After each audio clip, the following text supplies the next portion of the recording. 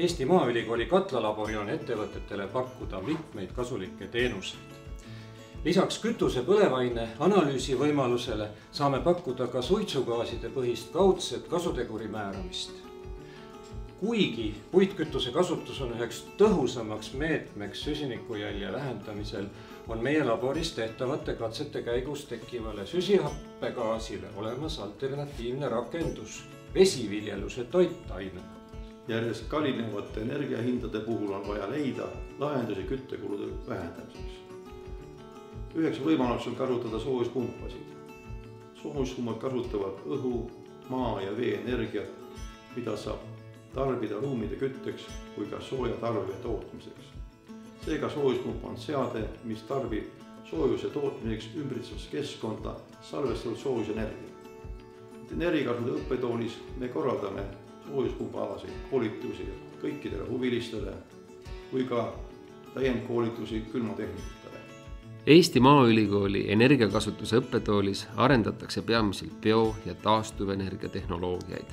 Tegeleme tuule, päikese, tahkekütuste optimaalse kasutamise uurimisega. Kas me tahaksime olla energiahindadest sõltumatud? Loomulikult, kes seda ei sooviks? Taastuvenergia tootmise seadmetega on võimalik katta oma tarbimine, aga ka ülejäänud energia müümisest teenida tulu.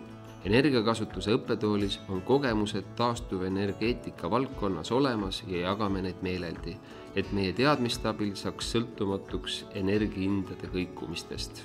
Kõige odavam elektrienergia kilovatt-tund on tarbimata kilovatt-tund. Ainult seadmete väljalülitamine pole lahendus, tegeliku säästu toovad kaasaegsed tehnoloogilised lahendused. Näiteks on ju võimalik tarbimist nihutada madalama tariifiga ajale, kasutada salvestusseadmeid, kasutada kaasaegseid väiksema energiakuluga seadmeid, toota ise energiat ja nii edasi. Lahendusi, mis teie energiahinnad jälle vanale tasemele viiksid, pole, kuid me suudame leida leevendust teie tulevastele energiakuludele. Õppetooli materjaliteaduse ja nanotehnoloogia meeskond tegeleb innovatiivsete nanomaterjalide arendamisega järgmise põlvkonna lahenduste väljatöötamiseks.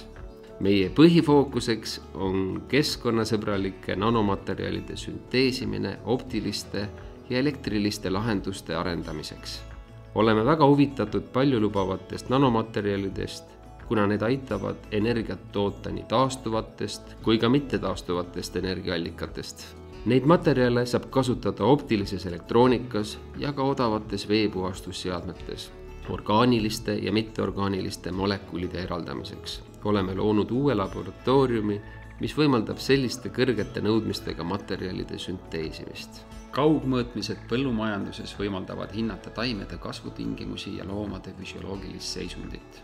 Kaugmõõtmiseks on võimalik kasutada käsiseadmeid või droonipõhist seiret. Kogutud andmetest koostatakse andmebaasid, neid analüüsitakse ja tuuakse välja statistilised näitajad.